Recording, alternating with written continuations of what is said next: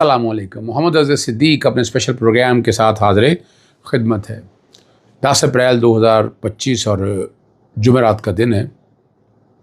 انسداد دہشت گردی کی عدالت کیا کچھ ضمانتیں دے رہی ہیں، اور ہائی کورٹوں میں ایک جج سے کیس لے کر دوسرے جج کو دینا کیا حالات اور بین الاقوامی طور پر کیا حالات چل رہے ہیں، ان سب چیزوں پہ گفتگو کریں گے. سب سے پہلی بات ہے، آپ کو پتہ ہے اسلام آباد ہائی کورٹ کے لارجر بینچ کے آرڈرز پر عمل درآمد نہیں ہو. ملاقاتوں کے لیے کیا مسائل رہے ہیں، اور بالآخر انسداد دہشت گردی عدالت راولپنڈی نے علیمہ خان سمیت فیملی اراکین کی عمران خان سے ملاقات کی اجازت دے دی. اب یہ اس عدالت کا فیصلہ مانا جاتا ہے یا ہائی کورٹ کے فیصلے عدالتوں کا فیصلہ نہیں مانا جاتا؟ یہ فیصلہ پتہ نہیں کیسے مانا جائے گا. اور منگل کو بھی ملاقات تھی، نہیں کروائی گئی. عدالت جیل سپرنٹینڈنٹ کو حکم دے کہ آج ملاقات کرائی جائے. عدالت نے درخواست منظور کر لی. جیل سپرنٹینڈنٹ کو بمطابق اسلام آباد ہائی کورٹ اور جیل رولز حکم ملاقات کروانے کا حکم دے دیا. اور اسلام آباد ہائی کورٹ تو اپنے فیصلے پر عمل درآمد نہیں کرا سکی. توہین عدالت کی درخواستیں دائر کی، کچھ نہیں ہوا اس کے اوپر. وہ آپ کے سامنے موجود ہیں سارا. اور اب یہاں پر راولپنڈی کی جو انسداد دہشت گردی کی عدالت ہے وہ حکم پر عمل درآمد کروا رہی ہے. آپ کے سامنے ملاقات نہ ہو سکی. موجود رہے اڈیالہ جیل کے قریب، لیڈرز موجود رہے، اور راستے جس طرح بند کیے گئے، ٹرک کھڑے کر دیے گئے، رکاوٹیں کھڑی کر دی گئی. جو دوستوں نے بتایا میں وہ باتیں آپ کے سامنے رکھ رہا ہوں. اگر یہ سارا کچھ ہے اس کا پوچھے گا کون؟ اسلام آباد ہائی کورٹ تو خاموش ہے. یعنی داد رسی کے لیے کہاں جائیں؟ میرا ایک سوال ہے جو میں سمجھنے کی کوشش کر رہا ہوں. بتائیں نا کہ کس طرح ہو جائے. یعنی کچھ سمجھائیں ہمیں بھی، ہم بھی سمجھنا چاہتے ہیں. ایک دوست اور ہمارے صدیق ساجد ہیں، صحافی ہیں، انہوں نے خبر ایک جو دی ہے، میں چاہتا ہوں وہ ڈسکس کروں. پیپلز پارٹی میں حکومت کو اپنا ڈنگ دکھانا شروع کر دیا. وہ کہتے ہیں آج قومی اسمبلی میں اراکین پورے ہونے کے باوجود کورم کیوں ٹوٹا.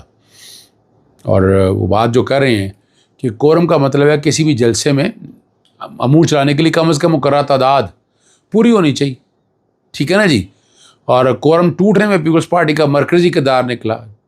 چیف وہب اور وزیر قانونی امور طارق فضل چودھری نے حکومت کو آگاہ کر دیا. پہلی بار کورم ٹوٹنے کے بعد ڈپٹی اسپیکر نے آج اجلاس 15 منٹ کے لیے ملتوی کیا. حکومت کے چیف وہب اس دوران اپنے اور پیپلز پارٹی کے اراکین کو ایوان میں بلاتے رہے. اور کورم پورا کرنے کے لیے درکار 86 اراکین پورے ہو گئے تو ڈپٹی اسپیکر آفیسر کو آگاہ کر دیا گیا. اس دوران پیپلز پارٹی کے اراکین بھی ایوان میں موجود تھے. جیسے ڈپٹی اسپیکر ایوان میں آئے اور اجلاس دوبارہ شروع ہوا تو پیپلز پارٹی کے 22 اراکین اچانک ایوان سے چلے گئے. پیپلز پارٹی کی آغا رفیع اللہ کے اشارے پر ارکان ایوان سے چلے گئے، جس پر کورم ٹوٹ گیا اور ڈپٹی اسپیکر کو پھر اجلاس ملتوی کرنا پڑا کیونکہ یہ ارکان گنتی سے پہلے ایوان سے چلے گئے تھے. اچھا، ایک وہ بات دوست ہمارے ہیں نعیم اشرف بٹ، اور وہ بات بڑی زبردست کرتے ہیں. میں اس سے اتفاق کرتا ہوں کہ گرینڈ اپوزیشن بننے میں بڑے مسائل ہیں، اور گرینڈ اپوزیشن اتحاد اور دیگر سیاسی معاملات کے لیے جمعیت علماء اسلام نے اپنی جو مرکزی مجلس عمومی کا اجلاس لاہور میں 19 اپریل کو طلب کر لیا. اور جمعیت علماء اسلام پاکستان تحریک انصاف کے اندرونی معاملات اور پس پردہ بات چیت پر تحفظات ہیں. ہو سکتا ہے اجلاس سے قبل ہی پی ٹی آئی رہنماؤں سے مولانا کی ملاقات ہو. یہ تمام معاملات مرکزی مجلس میں 1500 اراکین کے سامنے رکھے جائیں گے. یہ بات جو خبر لیک ہوئی ہے، وہ چیز سامنے آئی ہے. یعنی ایک بات تو بڑی، ابھی تو دیکھیں نا، ابھی بھی مولانا فضل الرحمان سارے ایک پیج پہ نہیں ہیں ابھی تک گرینڈ اپوزیشن کے حوالے سے. یعنی آج کتنے دن ہے، یہ والا ہفتہ پورا گزر گیا تقریباً پورا، یعنی کل جمعہ ہے، پورا ہفتہ گزر گیا. کوئی ملاقاتیں آپس میں، کوئی اسٹریٹجی آپس میں، کس طرح چلنا ہے، کس طرح حالات آگے چلنے ہیں، کس طرح گورنمنٹ کو ٹف ٹائم دینا ہے. ابھی تک تو کوئی روڈ میپ ہی سامنے نہیں آ سکا. وہ آپس میں جو معاملات ہیں، ڈفرینسز ہیں، وہی مسائل پیدا کر رہے ہیں اور وہی ایشوز کریٹ کر رہے ہیں پارٹی کے دوران. وہ نہیں ہونے چاہیے. سب کو اکٹھے مل کے چلنا چاہیے، چیزوں کو آگے لے کر چلنا چاہیے. وہ جس طرح لے کے جانا، یہ فیصلہ تو پارٹی کے اندر بیٹھ کے فیصلہ کرنا ہے نا. یہاں لڑائی شو کی جا رہی ہے، وکلا کی آپس میں لڑائی ہے. میں نہیں سمجھتا کسی کی لڑائی ہے یا ہوگی. ایشو جو ہے نا کہ عمران خان صاحب کے باہر نہ ہونے کی وجہ سے یہ مسائل ہے. عمران خان جس وقت باہر ہوں گے یہ ساری چیزیں آرگنائز ہو جائیں گی, مینیج ہو جائیں گی. پہلے میں نے آپ کو کہا نا, کئی دوست آپ ٹی وی چینل پہ پوچھتے ہیں کہ وکلا ٹھیک نہیں کر رہے کارڈ کہ وکلا کی کارکردگی ٹھیک ہے, ایشو پہ صرف آپس میں اپنا کمیونیکیشن گیپ کہہ سکتے ہیں آپ.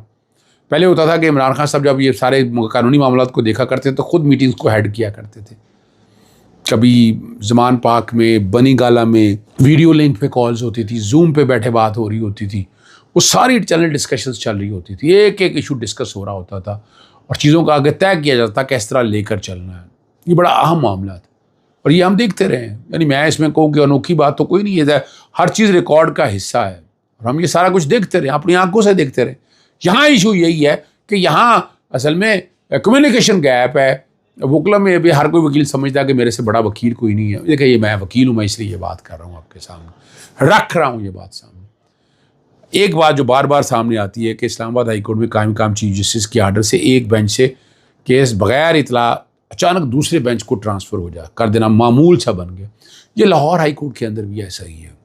یعنی آپ صرف اسلام آباد ہائی کورٹ کے اندر بات یہ بات کریں, جسٹس محسن اختر کیانی اور جسٹس سردار اعجاز خان نے ایک بار پھر چیف جسٹس کے ایسے عمل پر سوالات اٹھائے ہیں اور جسٹس محسن اختر کیانی اور جسٹس سردار اعجاز خان پر مشتمل بینچ نے قائم مقام چیف جسٹس سرفراز ڈوگر کو ایک بینچ سے دوسرے بینچ کو بغیر آگاہی کیس اچانک منتقل پر نہایت حیرانگی کا اظہار کیا ہے. اور جسٹس محسن اختر کیانی نے ریمارکس دیے کہ قائم مقام چیف جسٹس کے پاس انتظامی سائٹ پر ایسا آرڈر کرنے کا کوئی اختیار نہیں. میں اتفاق کرتا ہوں اس بات سے.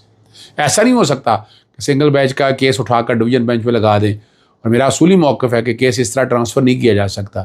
اس کی وکیل سے مسکراتے ہوئے کہا کہ جا کر ان کو بتائیں نا کہ اس معاملے پر دوبارہ غور کریں. اب یہ وہ ساری چیزیں وہ ساری سامنے رکھی ہیں. یا نارمل سی بات ہے, اب لارجر بینچ بنانا, ایک کیس سے اٹھا کر دوسرے بینچ میں لگانا, یہ میں نارمل حالات میں دیکھتا ہوں. میرے لیے کوئی انوکھی چیزیں نہیں ہیں اور میں تو آواز اٹھاتا رہتا ہوں, ذکر کرتا رہتا ہوں کہ ایسا نہیں ہونا چاہیے, لیکن یہ ہو رہا ہے. اور ابھی تک آپ کے سامنے دیکھیں آئینی بینچز کی بڑا شور ڈالا, سپریم کورٹ میں آئینی بینچ بن گئے, کیا ہوا, کو کیس ڈیسائیڈ ہو گئے, کچھ پیڈی ہو گئی, بڑا شور ڈالا, بیک لاک ہے, یہ ہے, ہمارا میڈیا چھلانگیں لگاتا رہا.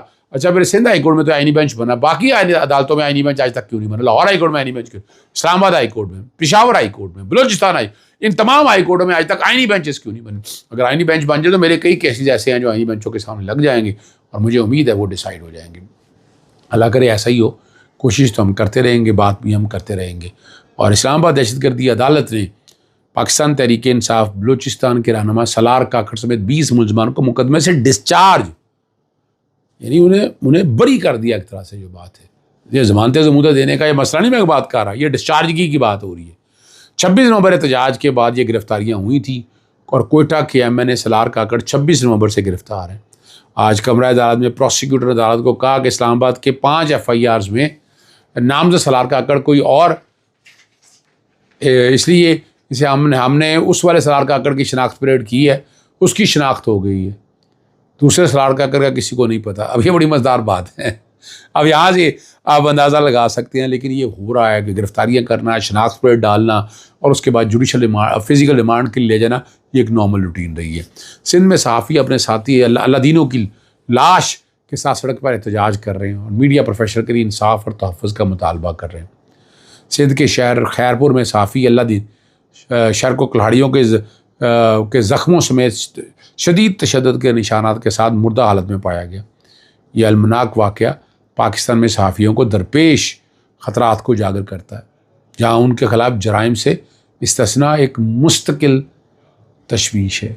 بڑی ایک تکلیف دہ بات ہے اور بڑی شہادتیں ہوئی ہیں, بڑی جانیں گئی ہیں, یہ ایک حقیقت ہے اور یہ نارمل روٹین ابھی چلی آ رہی ہے.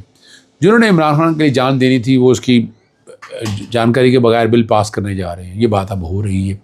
عمران خان ساتھ کا دعویٰ کرنے والے اپنے دعووں میں کیا جھوٹے ثابت ہو چکے ہیں.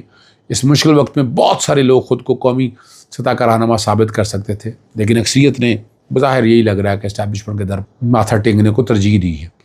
ثابت یہ ہوا, بظاہر یہی لگ رہا ہے کہ یہ لڑائی صرف عمران خان اور عوام لڑ رہے ہیں, باقی سارے موجے کر رہے ہیں. سارے نہیں, کافی لوگ تعداد میں موجیاں ہو رہی ہیں جی.